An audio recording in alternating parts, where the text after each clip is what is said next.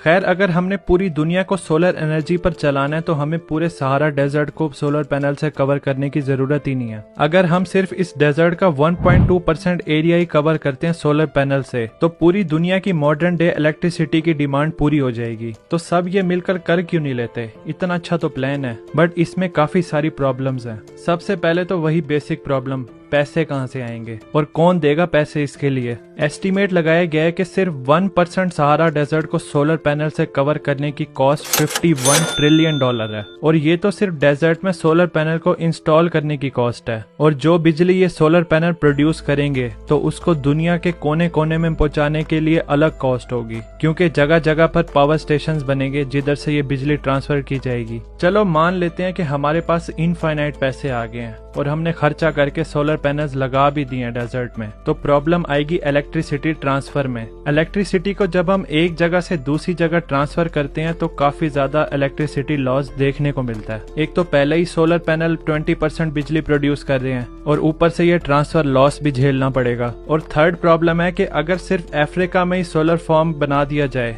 तो फिर इस मुल्क की मोनोपोली हो जाएगी पूरी दुनिया में और बाकी मुल्कों को इसी पर डिपेंड होना पड़ेगा। इस कंट्री के पास बहुत पावर आ जाएगी, जैसे कि स्पाइडरमैन के अंकल बेन ने बोला था, With great power comes great responsibility. वैसे भी हिस्ट्री में कई दफा रिसोर्स के पीछे दुनिया में कई कंट्रीज में लड़ाइयाँ हुई हैं। चौथी प्रॉब्लम ये आती है कि अगर हम इसको डेजर्ट में लगाते हैं तो उधर तो रेत के तूफान आते रहते हैं, तो सोलर पैनल्स पे तो मिट्टी जम जाएगी, तो उनको हटाने का इंतजाम तो करना पड़ेगा। अब कोई 10-20 सोलर पैनल तो होंगे नहीं, 52 बिलियन सोलर पैनल्स होंगे। इसके साथ साथ ये टाइमली मेंटेनेंस भी मांगते हैं ताकि इनकी एफिशिएंसी बरकरार रहे, तो एक भारी मेंटेनेंस कॉस्ट भी हमें अपने जहन में रखनी पड़ेगी। और फाइनली ये है कि इन सोलर पैनल्स की लाइफ होती है जो कि 25 से 30 साल के आसपास होती है। क्या होगा अगर इतने सारे पैसे और रिसोर्स लगाने के बावजूद ये 52 बिलियन सोलर पैनल 30 साल के बाद एक्सपायर हो जाएंगे? फिर नए सिरे से इन सोलर पैनल्स को लगाना पड़ेगा, उसकी अलग कॉस्ट होगी। और फिर इन यूज सोलर पैनल का क्या होगा, क्योंकि इन सोलर पैनल्स को रिसाइकल करना प्रॉफिटेबल है ही नहीं।